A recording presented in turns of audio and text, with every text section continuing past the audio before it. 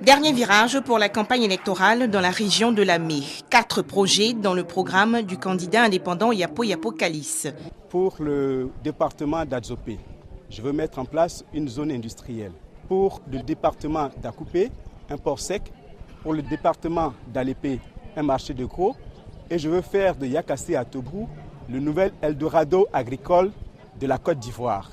Il faut qu'un fils de la région de Lamé, qui est au contact avec les parents, qui est au contact avec les difficultés, se sacrifie pour cette région.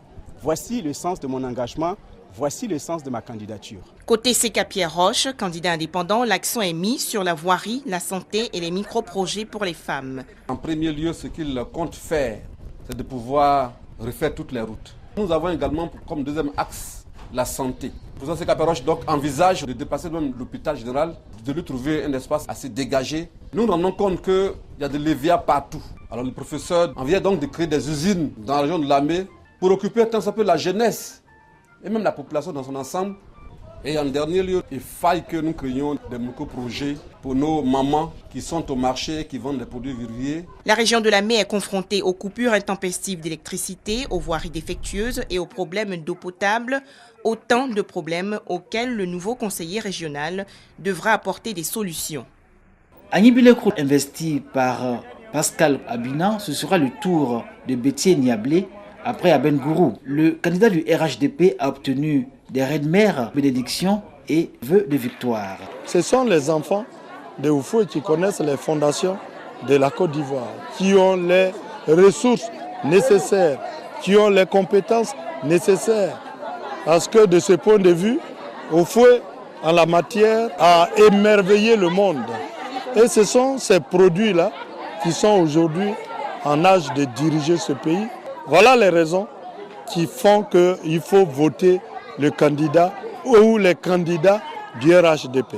Les candidats ont ponctué leurs différents messages par un appel à la paix jusqu'à la fin du scrutin. À quelques jours des élections régionales, les meetings se multiplient dans toutes les régions de la Côte d'Ivoire. Dans l'Agnébi-Tiassa, les prétendants au conseil régional font du corps à corps avec les électeurs. Martin Mbolo, candidat indépendant, entend mener le combat du développement de la région de l'Agnébi-Tiassa. Dans tous les domaines, pratiquement, dans le domaine de la santé, dans le domaine de l'éducation, les infrastructures de base comme l'eau potable, comme l'électricité, il y a tout ça à revoir. Les matières premières que nous avons, nous devons rechercher les moyens avec les partenaires pour mettre en place des petites et moyennes entreprises, des petites et moyennes industries.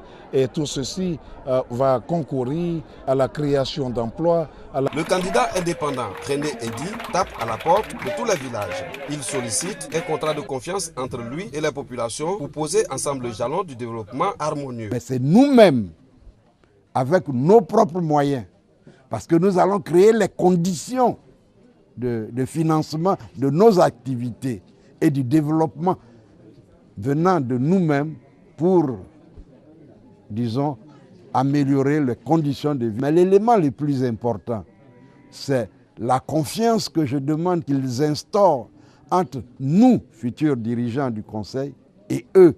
Moi, je leur demande de nous voter. Ils sont 4 prétendants pour un seul poste du Conseil régional de l'Agnébi-Tiassa.